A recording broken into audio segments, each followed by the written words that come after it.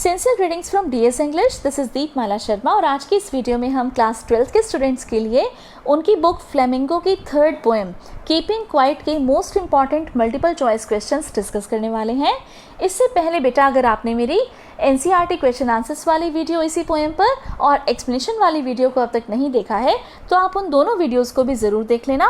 Link आपको आज के इस वीडियो के डिस्क्रिप्शन बॉक्स में मैं प्रोवाइड कर दूंगी। अब चलिए स्टार्ट करते हैं। Most important MCQs based on the poem keeping quite. Come the first question, what is the title of the poem suggest? कि पोएम का जो टाइटल है कीपिंग क्वाइट ये क्या सजेस्ट करता है? Answer is maintenance of silence. तो ये जो टाइटल है इट सजेस्ट्स कि हमें साइलेंस जो है उसे मेंटेन रखना चाहिए। Second question, what does the poem speak about? Poem जो है वो किस बारे में बात कर रही है? Answer B is correct here, the necessity to introspect, understand and have feelings of brotherhood. तो मेरी एक्सप्लेनेटरी वीडियो में भी आपको देखने को मिलेगा, इवन मैंने इस वीडियो के ऊपर आपकी लाइव क्लास भी ली हुई है, उसमें भी आपको पता चलेगा कि ये जो मेजर थीम है पोएम का, ये इसके अंदर पोएट स्पीक्स अबाउट कि जो नेसेसिटी है मीन्स क्या आवश्यकता है हमें इंट्रोस्पेक्ट करने की। इंट्रोस्पेक्ट करने का मतलब अपने अंदर झांक कर देखना कि हमारे अंदर क्या कमियां हैं और क्या खूबियां हैं। बेसिकली वैसे कमियों की बात यहाँ पर ज़्यादा की गई है। अंडरस्टैंडिंग की जो बात है उसे देखना है और साथ के साथ हमें ब्रदरहुड की फीलिंग रखना है। हमें अंडरस्टैंड करना है एक दूसरे को, दूसरे ह्यूमन बींग्स को, और साथ के साथ दूसरे ह्यूमन बींग के साथ हमने ब्रदरहुड का रिलेशनशिप रखना है। Next question, what does counting up to 12 signify and how will it help? Counting up to 12 जो है वो किस चीज़ को सिग्निफाई करती है और ये किस तरह से जैसे हेल्प करेगी? Option A is hours of the day, option B months of a year, option C it will help to create peace and harmony, और ऑप्शन डी ऑल। तो यहाँ पर ऑप्शन डी ऑल जो है that is the right answer कि एक दिन में कितने घंटे होते हैं, एक साल में कितने महीने होते हैं। जी हाँ, 12 इन चीज़ों को सिग्निफाई करता है ये नंबर।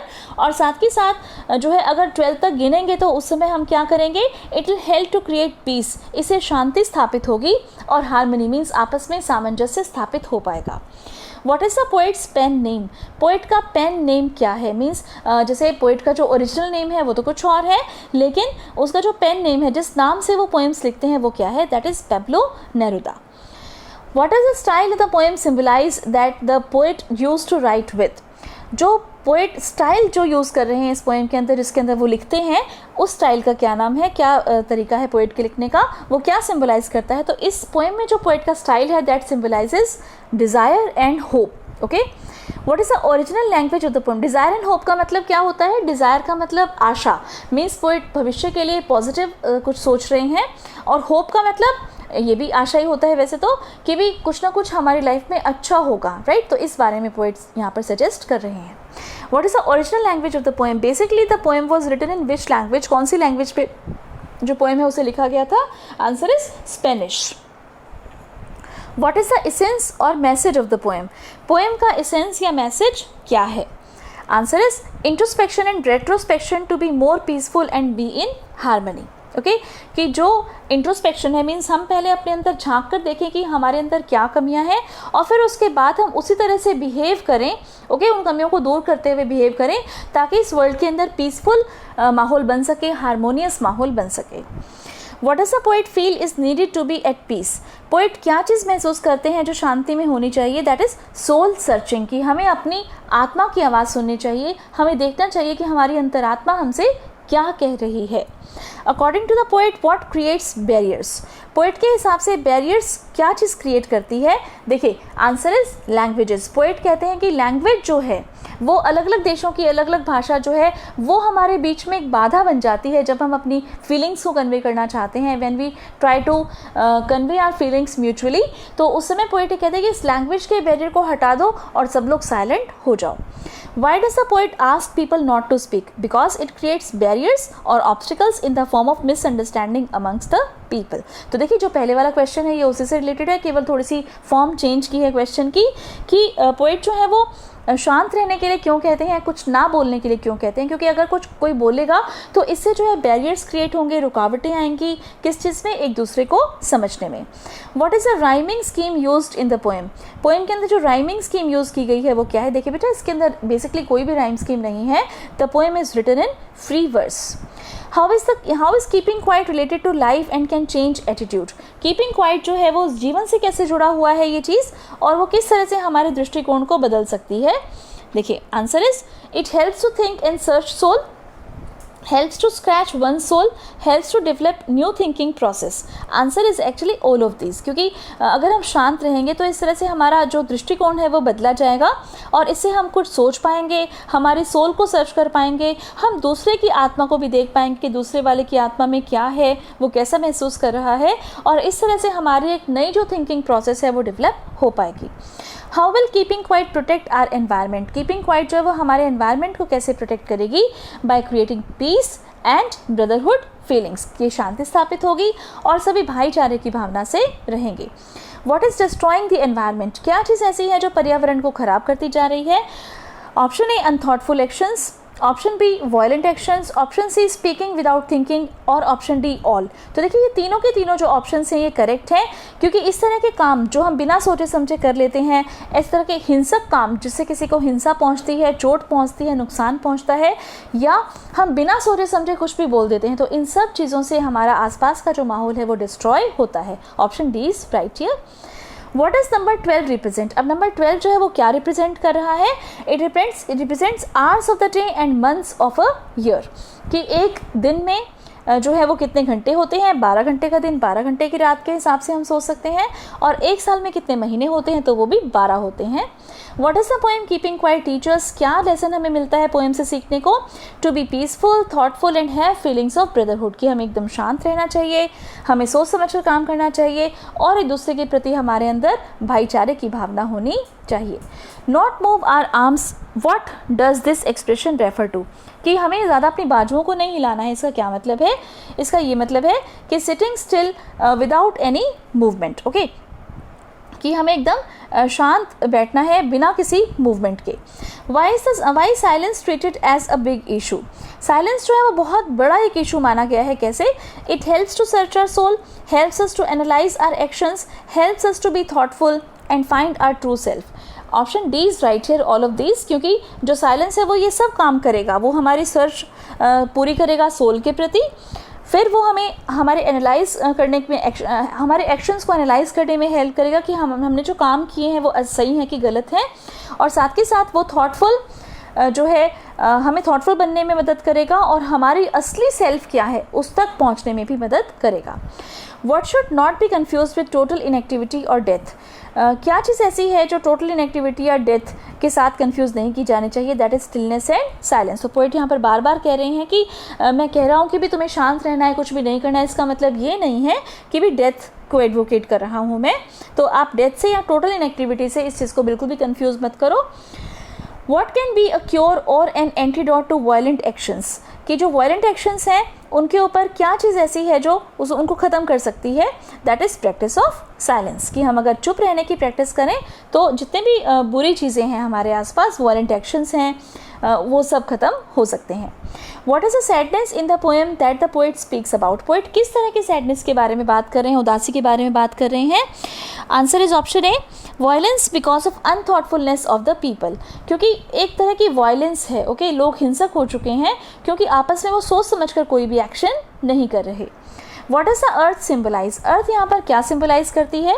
अर्थ सिम्बलाइज करती है प्रिजर्वेंस and new beginning from seemingly stillness. Okay, जो अर्थ है वो सिम्बलाइज करती है किस तरह से अर्थ एकदम शांत रहती है, प्रिजर्व करके रखती है अपने अंदर सब चीज़ों को, फिर सही समय आने पर वो एकदम डेवलप हो जाती है, ग्रो करती हैं सब चीज़ें उसके अंदर से. तो वो सब चीज़ें जो है वो स्टिलनेस से ही आगे क्रिएट होती हैं.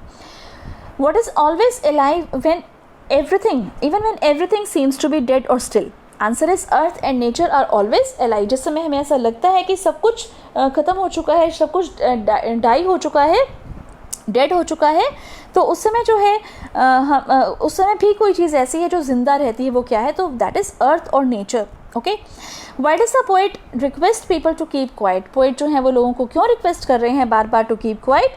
इन the hope of becoming more thoughtful and peaceful. ताकि लोग जो हैं वो सोच समझ कर काम करें, लोग जो हैं वो शांत रह सकें. What does the poet want people to do for 1 second? Poet जो है वो लोगों को 1 सेकेंड के लिए क्या करने के लिए कह रहे हैं? To be silent and motionless. Poet कहते हैं कि आप सब शांत हो जाओ और कुछ भी मत करो. How can the moments of no activity help people, जो कुछ नहीं करना है वो जो मोमेंट्स हैं वो लोगों को किस तरह से मदद करेंगे, to relax and be more thoughtful, लोगों को वो रिलैक्स होने में मदद करेंगे और बहुत ज़्यादा अच्छे से सोचने में मदद करेंगे। What will happen if there are no engines और क्राउड, जब बिल्कुल भी इंजन्स नहीं होंगे, कोई मशीन्स नहीं चल रही होंगी, कोई भीड़ नहीं होगी, तो उस समय क्या होगा, it will create a perfect happy moment. Okay, उस समय जो है वो बिल्कुल परफेक्ट और हैप्पी मोमेंट क्रिएट करेगा। Why is the moment of silence called exotic? अब पोइट ने जो मोमेंट ऑफ एक्जॉटिक साइलेंस है उसको एक्जॉटिक बोला है, क्यों? Because of perfect peace and harmony, क्योंकि वो जो मोमेंट होगा वो अपनी तरह से एक नया एक्सपीरियंस होगा, ऐसा एक्सपीरियंस कभी किसी ने महसूस नहीं किया होगा, और वो फुल ऑफ पीस होगा, फुल ऑफ हार्मनी होगा। What would everyone feel at that exotic moment? उस समय हर कोई कैसा फील करेगा? Strange and blissful oneness, क्योंकि मैंने आपको बताया था कि ऐसा मोमेंट कभी भी नहीं आया होगा, तो सब लोग उसके प्रति स्ट्रेंज होंगे, मीन्स वो स्ट्रेंज सा एनवायरनमेंट होगा, स्ट्रेंज सा मोमेंट होगा, और एकदम ब्लिसफुल वननेस होगी, उसके अंदर सब लोग इकट्ठे होंगे। How long is the poet expecting everyone to stay still, poet जो है वो कितनी देर के लोगों से कहता है कि तुम लोग सब चुप रहो, for 1 second till we count 12, वो कहते हैं कि तब तक चुप रहिए जब तक हम 12 तक गिनूंगा मैं। Why is the poet asking everyone not to speak in any language to avoid conflicts and misunderstandings? तो पोइट जो है वो लोगों को चुप रहने के लिए कह रहे हैं, किसी भी भाषा में नहीं बोलना है, क्यों? क्योंकि ये चीज़ जो है ये कॉन्फ्लिक्ट्स क्रिएट करेगी और आपस में मिसअंडरस्टैंडिंग्स क्रिएट होंगी, लैंग्वेजेस से बैरियर्स क्रिएट होते हैं, अभी हमने डिस्कस किया है। What is the poet expecting from fisherman, poet जो है फिशरमैन से क्या एक्सपेक्ट कर रहे हैं?